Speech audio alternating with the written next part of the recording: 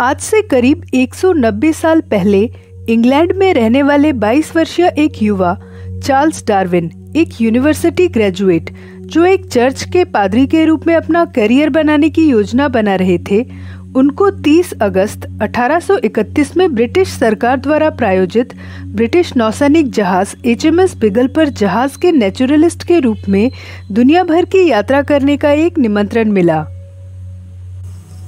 HMS बिगल की यात्रा का प्राइमरी पर्पस पृथ्वी का लॉन्गिट्यूडिनल मेजरमेंट्स लेने के लिए सर्वे करना और दक्षिण अमेरिका के तट का नक्शा बनाना था, ताकि बेहतर मानचित्र बनाया जा सके। जहाज के आधिकारिक मिशन के अलावा नेचुरलिस्ट को साइंटिफिक ऑब्जर्वेशंस करने थे और इसी के लिए डार्विन को हायर किया गया था। HMS बिगल के कप्तान रॉबर्ट फिट्जरॉय और चालक दल ने इस समुद्री यात्रा पर 2 साल बिताने की योजना बनाई थी, लेकिन यात्रा को पूरा करने में लगभग 5 साल लग गए। यात्रा के अधिकांश समय में HMS बिगल ने दक्षिण अमेरिका के चारों ओर तटों का सर्वे किया और चार्ट तैयार किया। वहीं डार्विन पेड़ पौधे, जानवरों, जियोलॉजिकल ऑब्जर्वेशन से अपनी नोटबुक भरते गए और फॉसिल्स के सैंपल जमा करते गए। डार्विन ने दूरदराज के इलाकों से पौधों और जानवरों के 1500 से अधिक नमूने इकट्ठा किए, जिनमें से सैकड़ों को यूरोप में पहले कभी नहीं देखा गया था। इसी तरह 4 साल बिताने के बाद वापस लौटते वक्त 15 सितंबर 1835 को HMS बिगल गैलापागोस आइलैंड पर पहुंचा। आपको बता दूं, गैलापागोस दक्षिण अमेरिका के पश्चिमी तट में स्थित इक्वाडोर के तट से लगभग 600 मील दूर इक्वेटर के पास 16 वॉल्केनिक आइलैंड्स का एक समूह है। दोस्तों, जब चार्ल्स डार्विन ने गैलापागोस द्वीप समूह पर कदम रखा होगा, तब उन्हें नहीं पता था कि ये आइलैंड विजिट आने वाले वर्षों में विज्ञान की दुनिया में एक बहुत बड़ा परिवर्तन लाने वाला है। अपने 5 सप्ताह के प्रवास के दौरान डार्विन ने गैलापागोस के कई आइलैंड का दौरा किया और पेड़ पौधों, जानवरों और आइलैंड जियोलॉजी को ऑब्जर्व किया। डार्विन ने देखा कि गैलापागोस में पाए जाने वाले जीव जंतु दक्षिण अमेरिका में पाए जाने वाले जीव जंतुओं से मिलते जुलते थे, लेकिन थोड़ा अलग थे। डार्विन इस बात से फैसिनेटेड थे कि इतने रिमोट आइलैंड्स में इतने सारे स्पीशीज कैसे आए होंगे। डार्विन ने आइलैंड्स के ज्योग्राफिकल आइसोलेशन को a little world with in itself, यानी आइलैंड के भीतर एक छोटी सी दुनिया बताया। गैलापागोस आइलैंड पर दुनिया में कछुओं की सबसे बड़ी प्रजाति देखकर डार्विन आश्चर्यचकित थे, और हैरानी की बात यह थी कि गैलापागोस के अलग अलग द्वीपों में इन कछुओं के शेल्स पर अलग अलग निशान थे। इसके अलावा डार्विन को विचित्र सी दिखने वाली छिपकली की एक बहुत बड़ी प्रजाति लैंड इगुआना भी गैलापागोस में दिखी। इक्वेटर पर रहने वाले एकमात्र पेंगुइन भी डार्विन को गैलापागोस में दिखे। गैलापागोस की अपनी यात्रा के दौरान चार्ल्स डार्विन द्वारा की गई सबसे इम्पोर्टेंट ऑब्जर्वेशन, जिसने गैलापागोस को इतिहास में एक विशेष स्थान दिया, वह थी फिंच नामक एक चिड़िया, जो दक्षिण अमेरिका की मेनलैंड पर पाए जाने वाले फिंच प्रजाति से काफी मिलते जुलते थे। इंग्लैंड में वापस लौटने के बाद जब उन्होंने विशेषज्ञों की मदद से अपने साथ लाए गए कलेक्शंस का स्टडी करना शुरू किया, तब जाकर उन्हें एहसास हुआ कि कलेक्शन में लाए गए सभी 13 फिंच आपस में रिलेटेड थीं, लेकिन उनकी चोंच का आकार अलग अलग था। गैलापागोस के फिंच को आज डार्विन फिंच के नाम से भी जाना जाता है।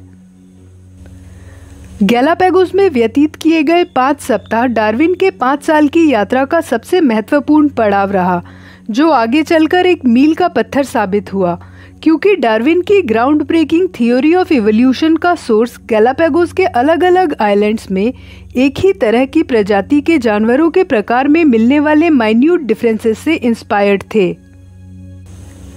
इस यात्रा में इकट्ठे किए गए सैंपल्स और ऑब्जर्वेशंस ने डार्विन को उनकी theory of evolution by natural selection के लिए आवश्यक सामग्री दी थी, जो आज के मॉडर्न इवोल्यूशनरी स्टडीज की नींव है।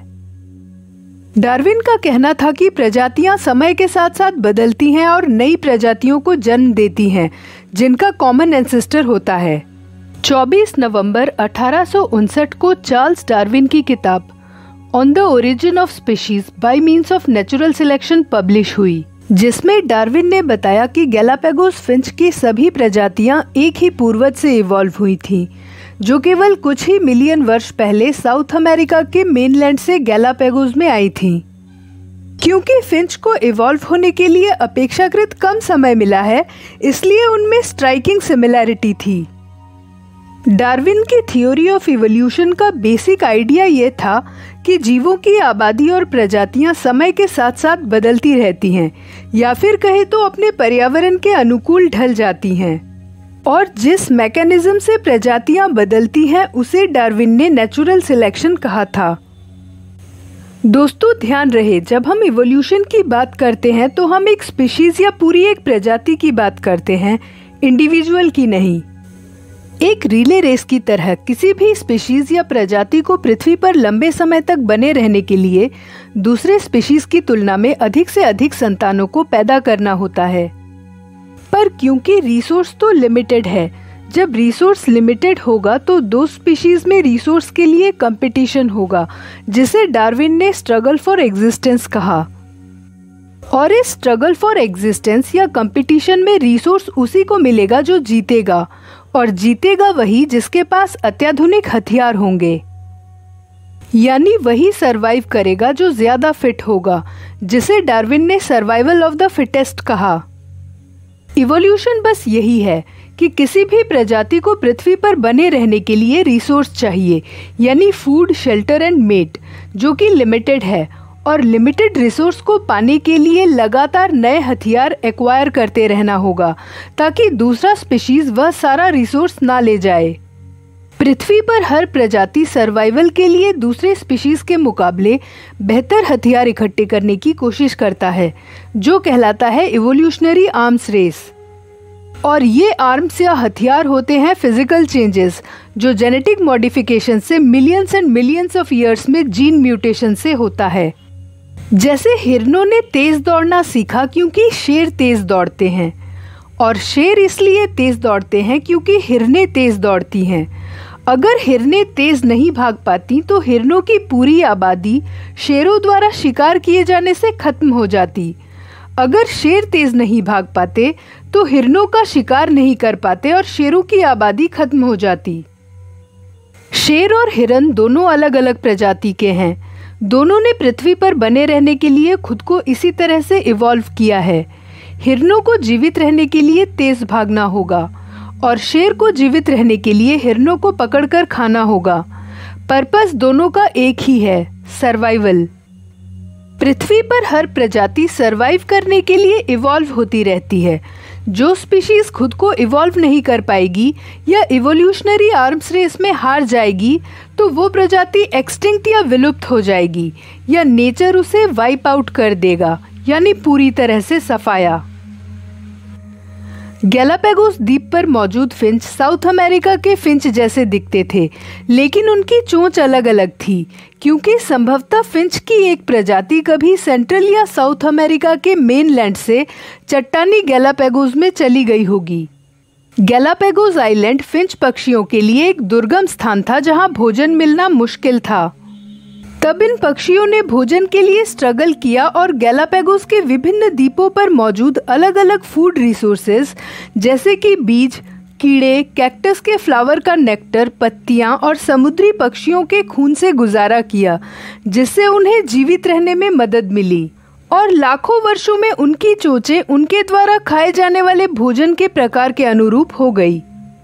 फिंच की चोंच उनके इवोल्यूशनरी आर्म्स या हथियार थे, जिसकी मदद से पक्षियों ने सर्वाइवल के लिए खुद को इवॉल्व कर दिया, और समय बीतने के साथ साथ ये फिंच 14 अलग अलग प्रजातियों में विकसित हो गए। तो दोस्तों, ये थी जानकारी चार्ल्स डार्विन के ऐतिहासिक समुद्री यात्रा की। आपको ये जानकारी कैसी लगी कमेंट्स में ज़रूर लिखें, और मेरे चैनल को लाइक, शेयर और सब्सक्राइब करके सपोर्ट करें। आज के लिए इतना ही, जल्द ही मिलेंगे एक नई वीडियो के साथ। धन्यवाद।